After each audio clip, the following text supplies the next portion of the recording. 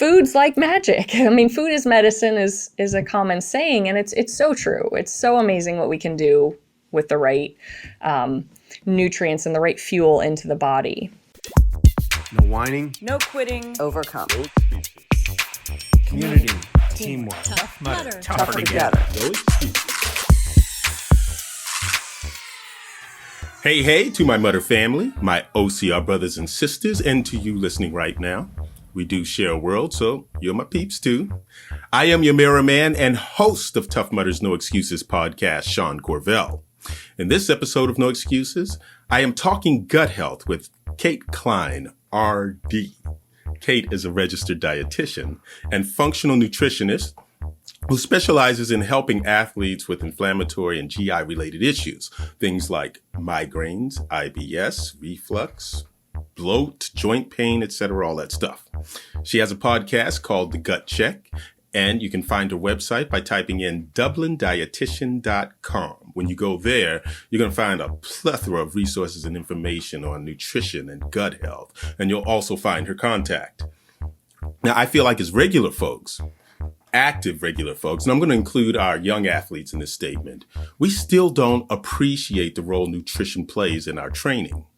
And as Kate explains, we are still learning and discovering the benefits of a healthy gut. You know, when we're out there exercising, running, and climbing, we feel and we see the changes in our bodies. In the same way that a core is like the center and the foundation of our physical strength, a healthy gut affects your overall body, physically and mentally. And it's key to optimizing your performance in everything you do. Now, one of the cool things about Kate, she is a runner, she's a mudder, and she has experience in the OCR world. So, as I love to say, she doesn't just talk the talk, she runs the walk. We talk about her own recovery story, actually, with her back issues and her arthritis. And I think she called herself a nerd because she loves talking about this stuff, sharing her knowledge and helping people. It was a fun chat. She's easy to talk to, and she knows her stuff. You can ask her anything. We actually talked about poop. We literally talked shit. Here's my conversation with Kate Cline on No Excuses. Kate, it sounds like a game show. Kate, what is functional nutrition? Oh, functional nutrition is like functional medicine. I mean, my quippy answer would be like, it's magic, because it's amazing what we can do with it. I love it. It's so fascinating. It's so exciting. But it's the idea that we are, first of all, integrating every aspect of a client or a person, from their stress to their sleep, to their hormones, to their digestive system, to their entire health history. So instead of having like one specialist who deals with your endocrine system and one specialist who deals with your GI and one specialist who does this, we try to look at all the pieces together as one to see what the complete picture is. And I know also that in one of your past podcasts on functional medicine, I think it was Nishta, she was talking about we look at a person's health history basically from the day they're born and on, because it can give us puzzle pieces as to how to optimize your health, from the way you're born to where you're born to what the water sources were and all the way up through life. So we can figure out where did the body maybe start to become a little less than optimal, and where can we therefore tweak body systems and adjust kind of what's going on in habits and food or supplements to optimize a person or to help them get back to health.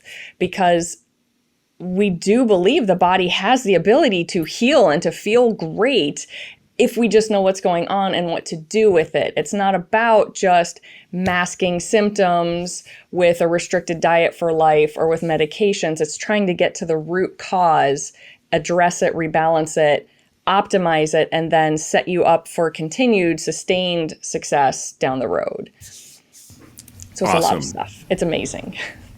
This is a game show, so ding, ding, ding, ding, ding. Correct. She got that one correct. I've heard you experts say the letters IBS. Yes. I believe that is irritable bowel syndrome, right? Yes. Okay. Correct. So Ding, ding, ding for you, Sean. Perfect. for anyone that got that answer wrong, explain irritable bowel syndrome to us. So irritable bowel syndrome is actually a great kind of example of this functional versus kind of how typical conventional treatment of it goes. So irritable bowel syndrome is essentially a collection of symptoms within the digestive tract that a lot of times from a conventional perspective, they're like, we're not really sure what's going on, so we're going to call it IBS. It might be IBS with more constipation prone, more diarrhea prone, or some mixed aspects. And I remember when I was first starting to learn about this and talking to a doctor, he's like, well, if you think of your digestive system like an orchestra, you've got your trumpets and your strings and your percussion, but sometimes each of them is doing what they should, but they're just not playing together. And if we can't figure out what's going on, maybe it's in your head or maybe it's just stress, and we can give you like a meditation CD. And that was it. That was the result. Again, this was years and years ago. But that was it. It was, we don't know what to do. We'll try different medications, and here's a meditation CD as a last resort. And people were taught to breathe through their IBS problems. But what we're now seeing and what we now know in in the functional world is you've got this incredible tube that goes from your mouth all the way through your body. And there's a myriad of things that we can look at to figure out what went wrong and what we can do about it. And that can be anything as simple as just slow down and actually chew your food. And I've had that help people with reflux before and bloating, to shifting the diet, to let's actually look at what your stomach acid and digestive enzymes are looking at. How's the inflammation going in your body, which is a whole topic we can dive into if you want. That's a huge part of this. Basically, food can cause, even healthy foods can set fire to your body in certain situations. We can see dysbiosis or microbiome issues where there's good bacteria that are too low or bad bacteria that are overgrowing. Or I've worked with people with like Giardia or cholera or E. coli, parasites, all these different things. And once we resolve that, the GI feels a lot better. So a whole host of things that we can look at for IBS now. Yeah, bacteria. We all hear about bacteria as lay people, and that there's good bacteria and bad bacteria. And we don't know when to use the word bacterium and bacteria. So both of those. Plural, singular. Yeah, exactly. When am I supposed to say what? What is the good bacterium and what is the bad bacterium? So there's a lot of them. But it is really interesting to see there's certain stool tests we can do to actually get down to like the DNA of what's coming through so we can see what's going on. And there's all sorts of good bacteria that help you create and absorb nutrients that you need. So if you don't have that bacteria in the right amounts, you might not get enough vitamin K. You might not get enough B vitamins. There are certain ones that help just keep the gut integrity in general, that keep the mucosal lining healthy. There are some that help reduce inflammation, all sorts of different things that just help with energy, the nervous system and more, because serotonin, for example, a neurotransmitter that a lot of people are familiar with, it's actually made in your stomach and 95% of it is stored in your GI lining. So when there's problems there, we see anxiety, sleep issues, mood issues as one possible factor to it. So we've got these good bacteria that help support us. They help give us the nourishment that we need. And then if they're too low, we see a lot more problems. And something that's been really interesting and with COVID long haul that I've been looking at a lot is we're seeing long haul COVID completely is like obliterating these good bacteria. And we're seeing that as one of the big problems behind these ongoing issues of inflammation and pain and sleep issues and GI issues and lung issues and anything with itis, vasculitis, arthritis, these kinds of things, that's inflammation. So we're seeing a huge connection there. And then you can have the bad bacteria, and they might increase your risk of autoimmune disease. They can increase the problems of diarrhea, bloating, constipation. They can cause nausea and vomiting in like the short term, but we also see chronic problems. And it just leads to a host of health issues. So it's bacteria, bacterium, theory, theorem, money, monies. Those are the three. I just say money, Monies. and I just say theory, and I just say bacteria. I don't care about the other part. With the bacteria. Oh, you know what? I read this just the other day too. With the appendix is that organ that we believe we don't need. It goes bad, and we end up tossing it. But I thought I read something, and maybe you can correct me on this, where they feel that the appendix was helping us with vegetation when we used to eat a lot of vegetation, and that it also may store good bacteria. Yeah, it helps Any with of our that immune system. sound right? Yeah, it's kind of like tonsils, where, as far as I understand, and maybe we'll find some new information soon, but it's basically like, yes, it helps with your immune system, but most of us can kind of survive without it still. It's not the only organ helping with that, but yes, it helps with the immune system. Yeah, I'm one of those people surviving without it.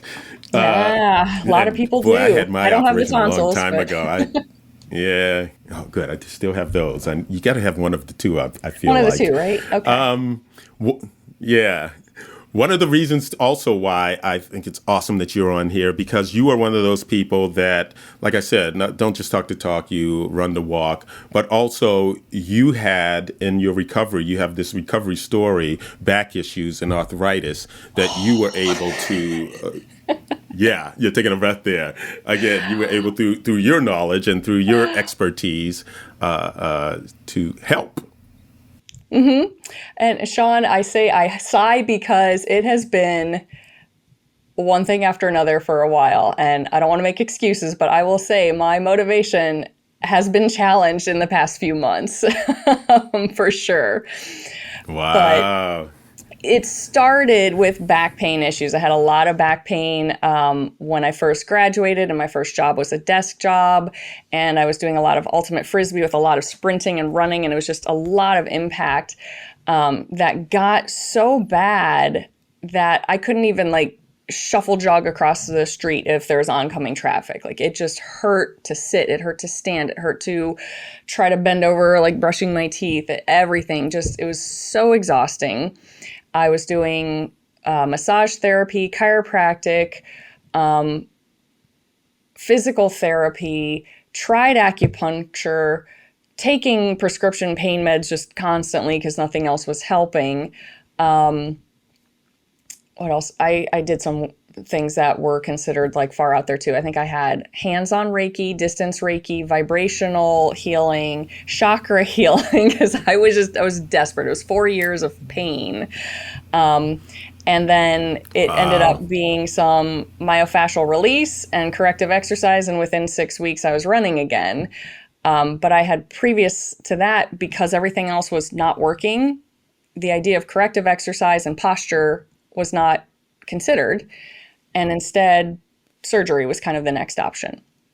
And I well, wait a second. So surgery, what are you going to do? Oh, we'll shave down your spine a little bit. I'm like, what? Yeah, well, it's pinching a nerve. So we'll shave down the spine so it doesn't pinch as much. I'm like, well, but what happens in 20 years? Oh, you just deal with that then. So it's very much a Band-Aid fix instead of fixing the problem. And once I started studying NASM personal training and corrective exercise and myofascial work, I remember the first time I did the myofascial work, I was laying on the floor doing the massage down there, and the holding of the pressure points as opposed to the movement of massage, muscle massage. And it was the first time in 4 years I got up off the floor and I didn't have this just crippling pain, and I just started crying in relief. It was so amazing to finally have figured out what was going on. And that was sort of a trigger to, there's more out there than we're told. That was one of the kind of the first steps. So fast forward, I did very well with fitness and training. I got into OCRs a little bit more, again, or got back to OCRs and racing, and just running for fun, just enjoying it, training with people at the gym. And then this past October 2021, then I was all excited. I just done a big race and I was all motivated. Like, I'm going to do great next summer. I'm going to like try to podium for my age group. I'm going to be 40 next year and nothing's going to stop me.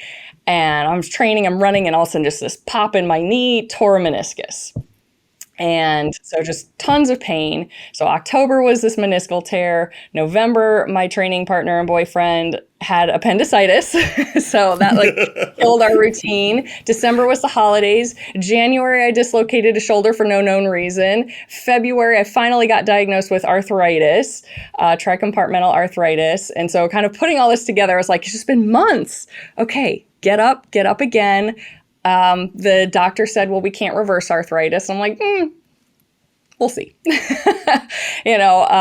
Maybe there, we'll see, but bones heal, torn tendons heal, cartilage can regrow. So I'm going to see.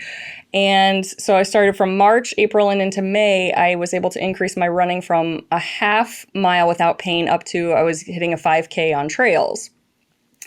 And I was planning to redo my MRI to see, did I just deal with the pain or did I actually regrow cartilage, regrow some of the bone because of the nutrition and kind of the protocols I was doing. So I was out there May 4th, May the 4th be with you. I was running, I hit a root and I severely sprained my ankle.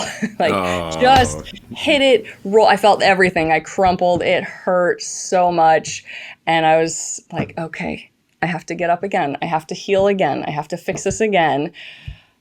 Doing all this stuff, really demotivated when I couldn't do it, but I was trying to get back to it. Just in the gym, trying to do upper body, trying to do like foot mobility movement, doing what I could, but I was just kind of half-assing it because I was depressed. I was just frustrated. But finally getting back to it. June rolls around, late June, I'm starting, kind of getting back to the point I can walk on it, starting to run again. July, I get COVID, like laid out for like, oh my gosh, Sean, I felt like I could never catch a break. I was so frustrated. So it was just one thing after another. So here we are back at the gym, finally. Like I've been there for a couple weeks now. But so it is just this. There was a point, so I told my boyfriend, Tyler, after the ankle sprain, I said, I'm done. I am so frustrated. Like my body I'm not supposed to run anymore. I'm not supposed to do this anymore. And he just looked at me. He's like, you don't know how to quit, Kate. I'm like, yeah, I do. And he's like, you're going to bench yourself for a while, but you're going to be back at it because you don't know how to quit. You are way too stubborn. And I was like, yeah, you're right. So back at it. I do just enjoy being active. But for me, it was learning like when we know what to do, we can fix these things. We don't always have to do that final thing of surgery. And I'm not saying there's not times where that does have to happen, but I wish we could look at so many other options before we go to that drastic route. Because there was some theory that since I'd had surgery in my knee back in college, that was the same knee that had the torn meniscus again later and the tears and the damage, that already set it up for more failure, structural failure down the road because they went in, they traumatized it, as surgery is, they did what they should and they did a good job. But there is this idea that has lasting implications of weakening that joint down the road too. So last resort, should be a last resort. Yeah. Where are you now physically? Very out of shape and deconditioned compared to where I want to be, but pain-free, running, burpees, lifting, getting back to the gym. So it's definitely just a matter of deconditioning the body. The muscles will ache after a workout very nicely these days, but mobility-wise, everything's back. I'm still trying to figure out when I want to go back and do another MRI. Since I got so far off my full protocol, I wanted to be very scientific about it and be like, I'm going to do so many days of it and I'm going to write it down and I'm going to track it so that if this works, I can then try to get other people to see if we can replicate this. Because when it came to arthritis, especially, it was kind of shocking, the research I found. There really was good, compelling research to say we can regrow cartilage. We can deal with this. Keith Barr at UC Davis, he's doing a lot of research with NBA players who are tearing tendons, and he's regrowing them without surgery. He's helping them heal it through like collagen and specific loading techniques. There's other research that it's looking to determine which MRI machine is the most sensitive to seeing the collagen growth in knee injuries and other things. So it's not even questioning if we can regrow the cartilage. It's going, which machine is going to help us see it better. So there's a lot out there that just isn't making it into mainstream knowledge, I guess, main information. So it's a really fascinating world, I think.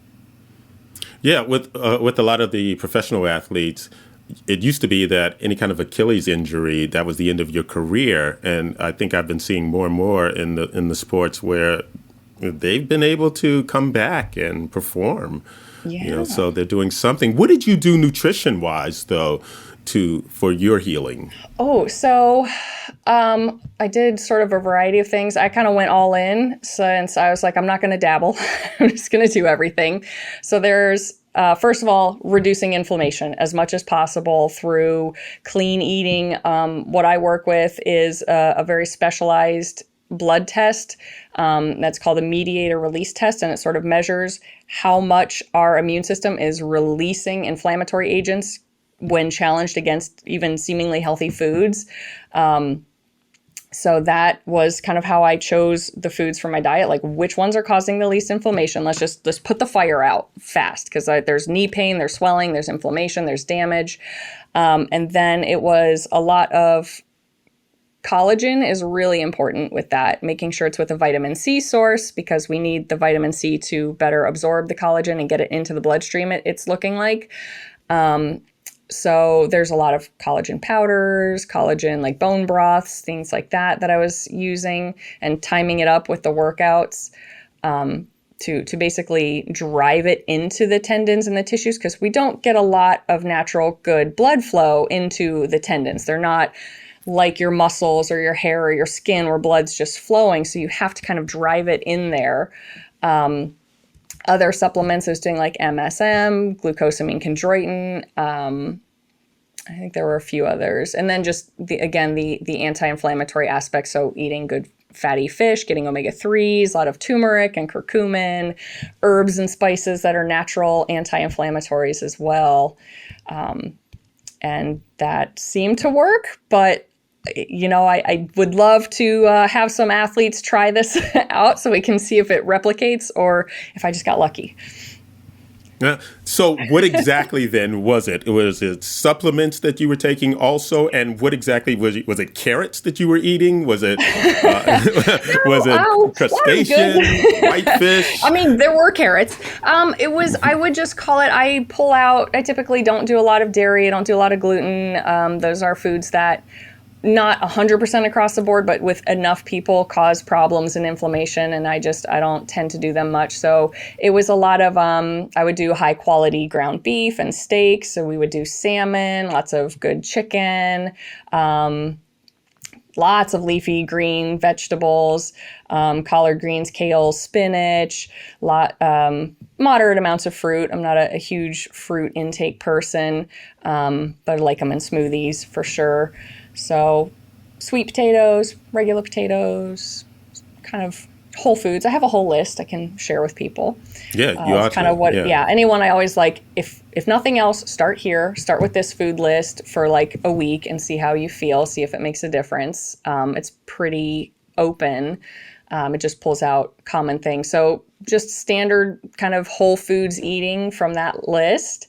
And then roughly an hour before a workout, I would load the body with the collagen, some of the supplements, then give it time to get into the body, and then try to drive it in with different like range of motion squats and compression work, sometimes running as I got to that to help get it into the joints themselves. And then I would always take a break later in the afternoon, take the second round of the supplements, and then do like home movements for just 6 to 10 minutes is all that was recommended in the research I was finding. Like you just need about 6 to 10 minutes to open up the tissues, get those nutrients in there. And then just keep doing that 2-3 times a day. And again, I was running within a couple of weeks. So, and then that helped, I believe, again, I have to say that with that caveat, I haven't gotten to do the MRI to retest, but that helped ease the pain.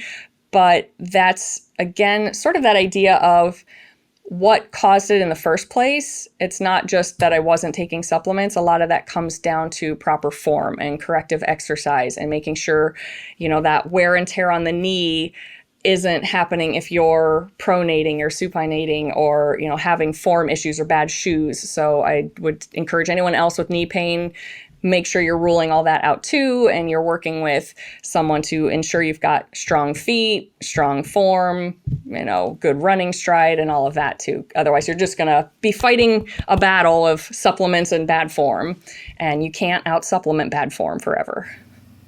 Okay, and what is your opinion on, or expert opinion, on plant-based diets? And what is the best diet for a good gut?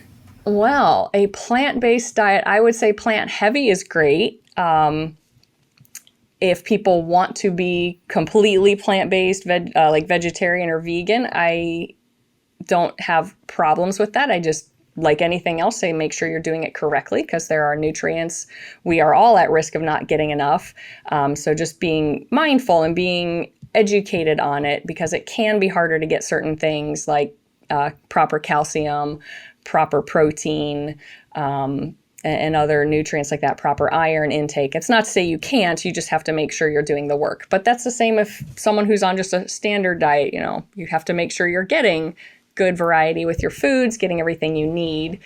When it comes to gut health, the start, I think, would be that list I mentioned. I tell people just first, and it sucks. No one wants to hear it, but you just got to start cutting way back on the junk food.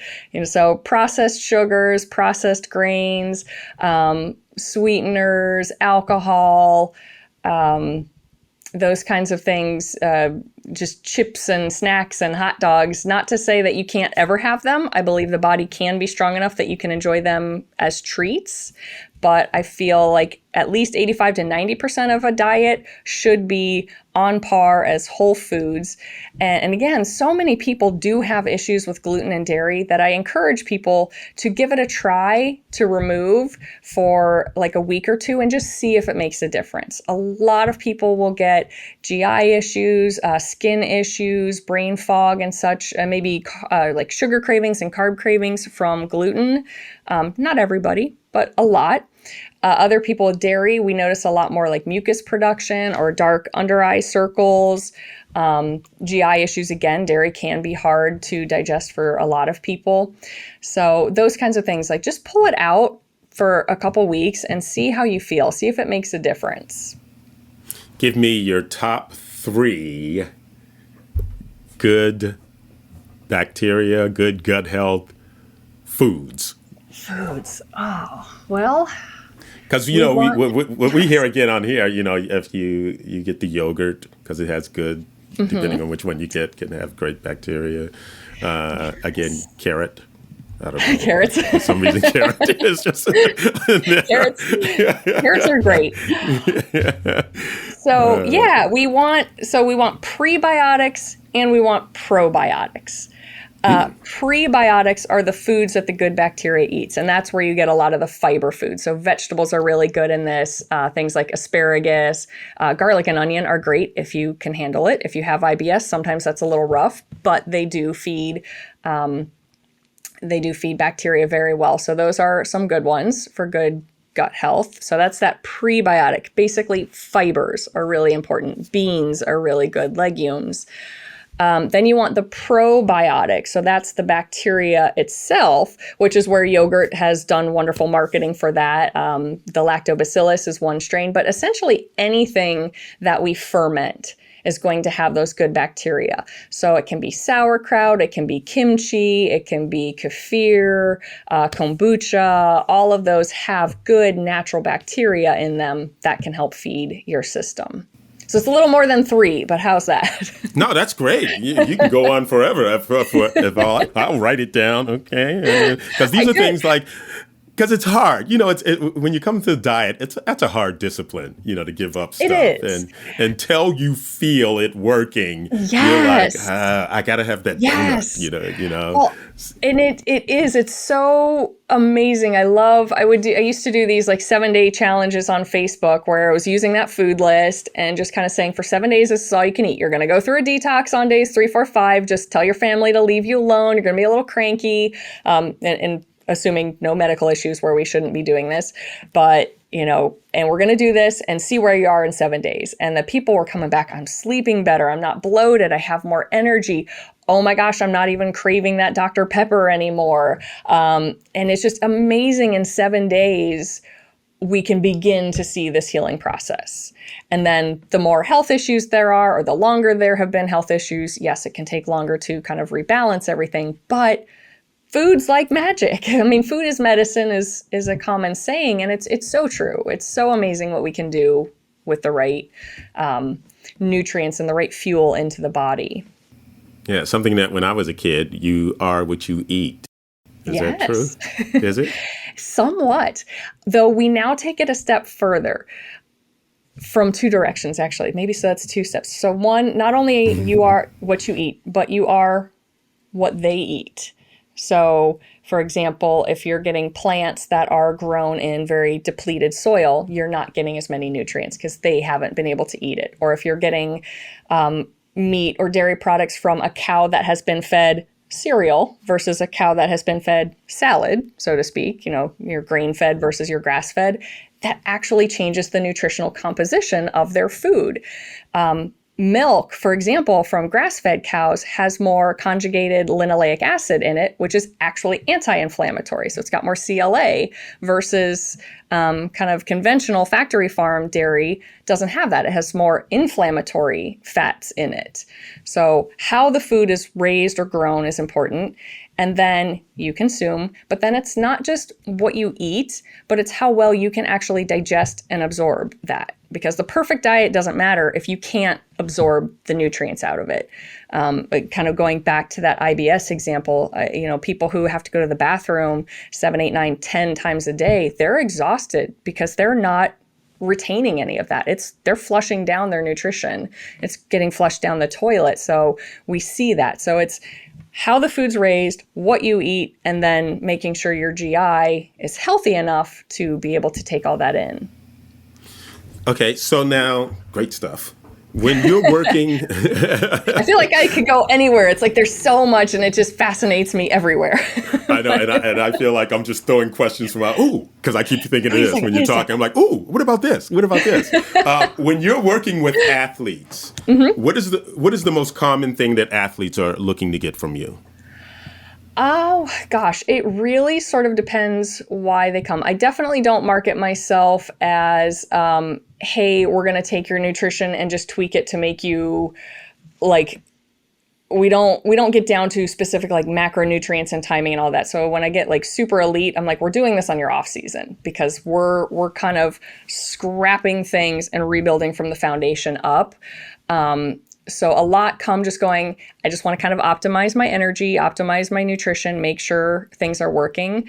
But a lot of them are coming because they've got those GI issues. I've worked with Spartan coaches, OCR therapists, marathon runners, triathletes, and they come for a variety of different issues like, cramping mid-race, or just that they've got the Crohn's disease, or they're on various medications that they're trying to see if they can safely wean down from.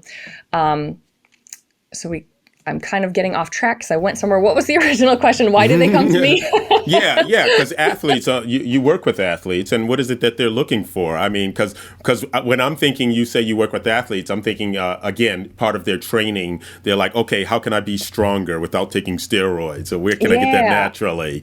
How can, like you said, all of a sudden on that day that I need to perform, I don't have some irritable things going on in my gut, how can I have that energy and sustain it, in the middle of the night at World Toughest Mutters, when I've depleted all my energy, what's the best thing to have then for that? There's a lot of stuff I threw at you right there. Okay, yeah. Usually what I do is we kind of scrap it, start with the foundation. We run labs. That's usually where I go with that. If they're already eating pretty clean foods kind of thing and not just doing junkies, then we go like, let's just test. Let's personalize this to you. We're going to do that mediator release test, figure out which foods your body likes the most to calm down the fires, whatever's going on. And usually we do a stool test as well to look at the microbiome. And that's kind of our foundation. Like, let's put out all the fires that are going on in your body from just life, from stress, from bad sleep, from high training loads. Let's make sure your gut is optimized, that you're digesting, that you've got the good bacteria in the right ratios, that there's no little pathogen or any parasite that you've picked up through life. And we start there. And then we also can, depending what their goals are and what they want, we do like nutrient profiles to look at, how are these nutrients in your body, especially if you've had GI issues for a while and you haven't been absorbing all that. How are your B vitamins? How are your fatty acids? How are all your amino acids looking? And make sure we're optimizing those levels. And I've had a couple, especially females, we get into hormones after that. It starts with the gut and inflammation, but then we build into hormones because I had, she was a 23-year-old who lost her period when she was in college, partly because she was a high training athlete, but she thinks partly because it hurt to eat. It hurt her stomach so much to eat that she couldn't get the calories she needed. So we needed to kind of figure out what was going on with her hormone cycle, what was going on with her GI, so that she could start to eat without pain, so she could get enough nutrition to get her hormones back to a healthy cycle where they should be. And we were able to do that with all these labs to kind of look down, what is that root cause?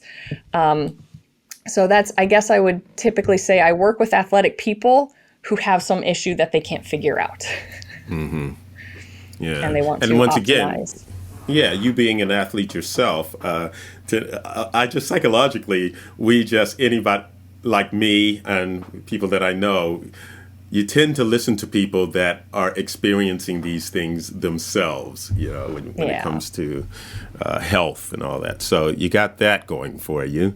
I always like to ask my guests about where they grew up, what was life like when they were a kid. So little Kate, tell us about little Kate. Where were you born and raised, and what was life like for little Kate that got her interested in gut health? I mean, it probably started with liking poop jokes and fart jokes at the table as a kid. My mom couldn't stand it. Actually, here, you'll love this. I know not everyone can see this for a podcast, but here's a mug I was gifted for Christmas. It's a giant coffee mug. Coffee makes me poop. I have a closet full of poop-related things because I don't go seeking it. These are gifts I keep getting from people. And I'll post on Facebook now and then like, hey guys, haven't asked in a while, how's your poop today? Because we can learn so much from it. And I like to take it all with some humor because it can be an uncomfortable topic. So let's normalize it. But no, so as a child, I was a middle child, very stereotypically middle child, troublesome antagonist, I am told my parents thought early on I should be a lawyer because I would logic my mother into a corner where she felt like her only response was because I'm the mother and I say so. And she hated that. She hated that she could not have a discussion and that I would trap her with it. So there was always kind of a curiosity, always kind of a questioning why things were and refusing to kind of do things unless I understood why it was the way it was. I grew up enjoying science. I actually started college for nursing, had no idea what dietetics was, had no idea the role nutrition played in our world other than, if I eat things that are a little bit better, that's supposed to be good than if I'm eating pizza and candy bars all the time. But that was really kind of it. And I took a nutrition class in college just as a kind of an easy credit, I thought. And I was blown away at kind of how, again, magical, as I said, it's magic. All this stuff. Oh, if you have vitamin E, it helps your immune system. If you have this, it helps that. Your hair, skin, and nails all need these nutrients, and your bones need this. And it's just like, wait, what? It's like this magic code. If we do this stuff, we can have this great health, that we can just affect everything in the body. I was not loving nursing. I hated needles. I hated the idea that I would have to deal with needles enough to get comfortable with it, because that's what I was told. Oh, you'll get over that. No, I don't want to. I jumped around majors for a while. I actually landed for a while in forensic science because, again, I loved these puzzles. I loved the science behind it. But in the end, wound up in dietetics and nutrition. And even then, had no idea how far it could go. Even as a registered dietitian with the degree, with the internship, with the testing and the registrations that we have to do, it was just, as time went on and I learned how much deeper it could go. And it was actually my now ex-husband, he had IBS. And that was sort of what triggered me to start learning, because there was a summer he went from a very healthy, about 175 pounds at 6 feet tall, 6'1", and dropped down to about 130 pounds in one summer. And so he was like skin and bones, and we were very nervous and worried and seeing these doctors. And that's where we got that orchestra analogy, where it's just things don't work and there's not much we can do. And, I was like, that's not good enough. That's absolutely not good enough. And started learning more, started learning about functional medicine, functional nutrition, started learning about these different labs and how they worked and all the things that could be going on. Found out he had like SIBO, he had these pathogens, he might have had heavy metal toxicity and all these things that were reasons his GI wasn't working. So that was a long path, but that kind of kickstarted a lot of this specific direction into gut health, just because it's what I was learning and using for a loved one, and it's kind of just grown from there. Yeah. Wow. I can't let you get out of here without what does good poop look like? What does bad poop look like? My goodness, I love it, Sean. How do I read poop? Well, there is a Bristol stool chart, and I don't know how to get a visual to your audience sometime, but I've got them.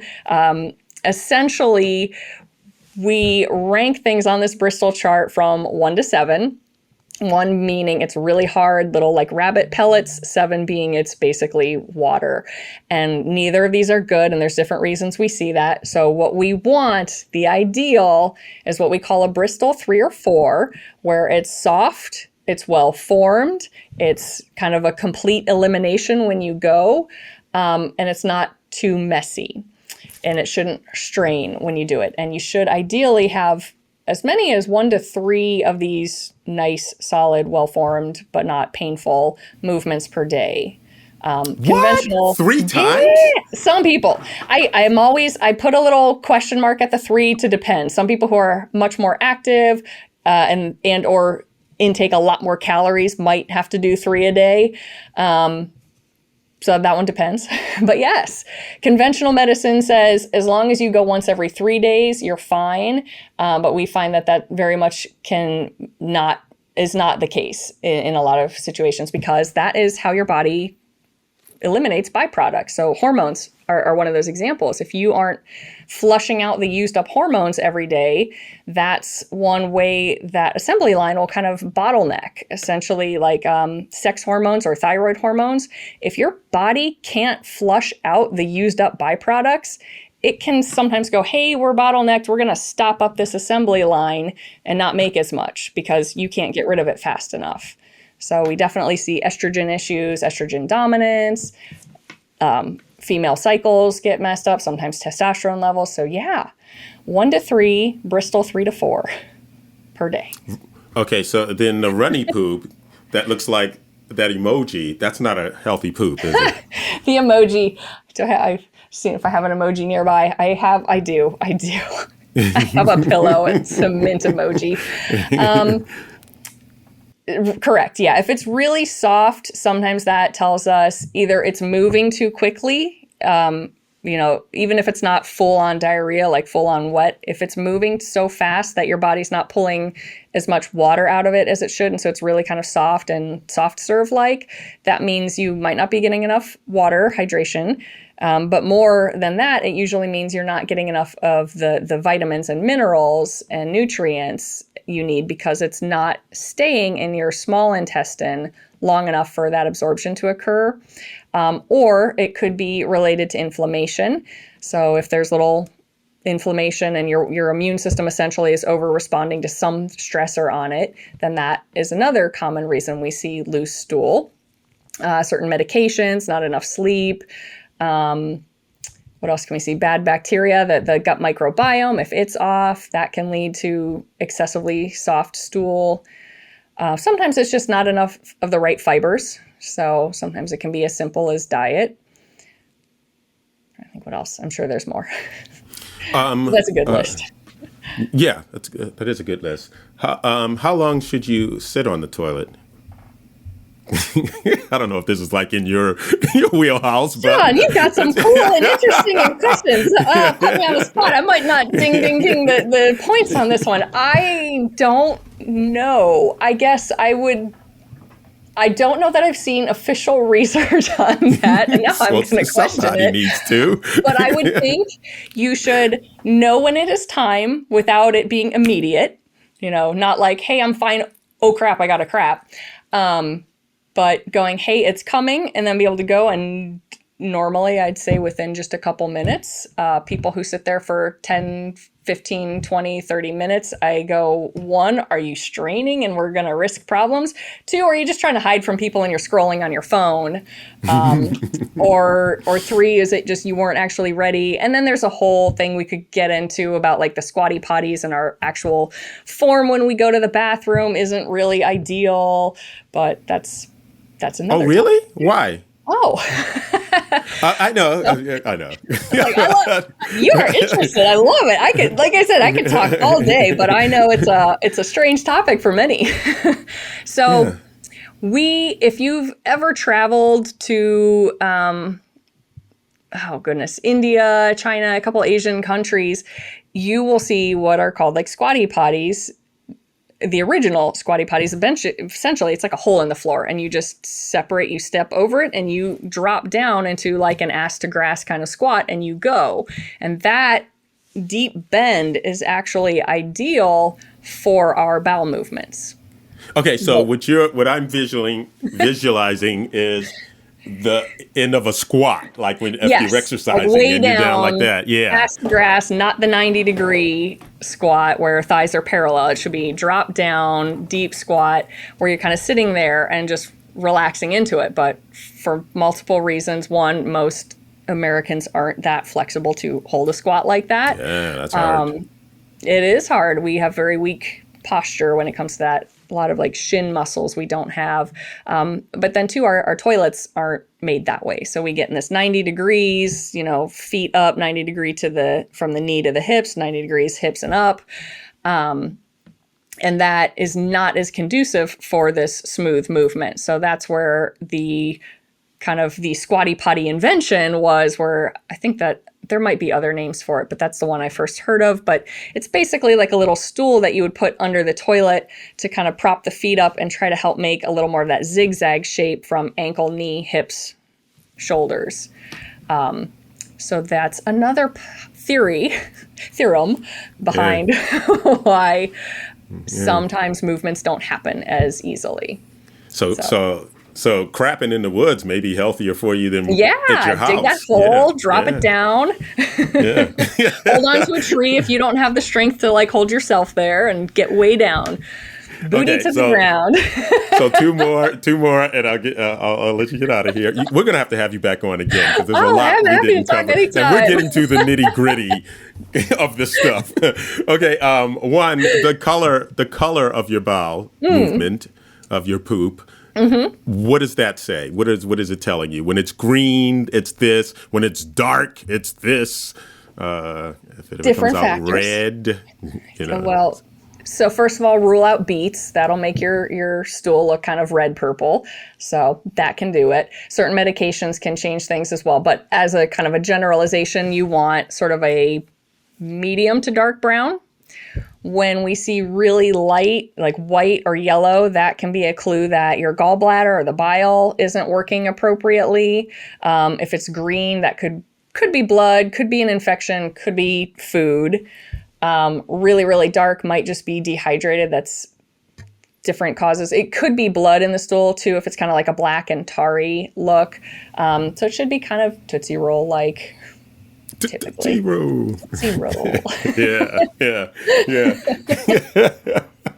I think when they send you that test now that you have to poop into that thing, and I think they said if it's really dark, that's like a bad sign or something. I don't know. Sometimes, and it would depend what we find in it. And the one I use is called a GI map test, and it lets us see not only the good and bad bacteria and potential worms, yeast infection, like candida yeast we get to test, protozoa. Then we also get to see, like, is there blood in the stool? Is there fat in the stool? Because we shouldn't see either of those. How are digestive markers looking? Does the gallbladder seem like it's working okay? Are we processing out those hormones appropriately? There's something we can check for that. What sort of inflammation is there? So lots of cool stuff from that lab that can give us, again, sort of that foundation overview picture of a lot of aspects. And once again, whatever you find in there, if it's bad, we may be able to fix it with good gut health. Yes. We can get you back on track. Your poop can float. I heard floaters are good. Best of my knowledge, as long as it's not because it's so oily, it just usually means there's a little more air in there. Okay, so whatever with that. And this may not be in your expertise. I'm really dragging this out. But what's this thing with people saying your own urine is good for you? Do you have any expertise on that? Sean, are you sure you want me coming back on the show? We can talk about that the next time. We can find out. You do a complete investigation. I would have to do I have heard it's sterile. I do not drink my own. I would never recommend it to anyone. I'd have to look into that to speak anymore. There are people that swear it's a miracle drug. I've heard that. I don't know enough to know. All right, Kate. You do that investigation. I'm going to have you back on. We'll talk about that. Because also, we didn't talk about how, and I believe you touched on it, how your gut health helps you mentally also. So, goodness, yes. Yeah, so we can come back and talk about that. For sure. Yeah. I love talking to you. Yeah, and that's really cool. I know there's been some research, especially for athletes, on that because of like the jitters before a race and how that affects the gut and, long-term running, and if you're nervous and how to change that up and ways to get through that. So that's kind of cool research coming out these days too. Cool. You'll come back and talk about that then? Happy to. Okay, So before you get out of here, of course, I have my 2 questions that I ask of my guests. Yes. The first one is a quote that was passed down to me by a gentleman named Craig. The story is, I got to visit Craig in the hospital just before he passed away of cancer. His family was telling me how he took this quote. It became a motto for him when he got that last diagnosis, actually when he was going through his battle with cancer, and he passed it on to me. I took it to the Mutters, and over the years they made it so popular. You're a Mutter, so I'll put you in there. They made it so popular it actually became a song by Darius Rucker. And the quote is, "When was the last time you did something for the first time?" So what was it? When was it, Kate? Well, it's nothing profound, but I think that I recently just got back from a trip in Sag Harbor, New York, Long Island area, and I got to do a sunset cruise, and it was just magical. We got to see a double rainbow, and we had these amazing sunsets and colors. So I love nature, so that was a very beautiful and powerful thing for me to get to see and experience. So I love experiencing life.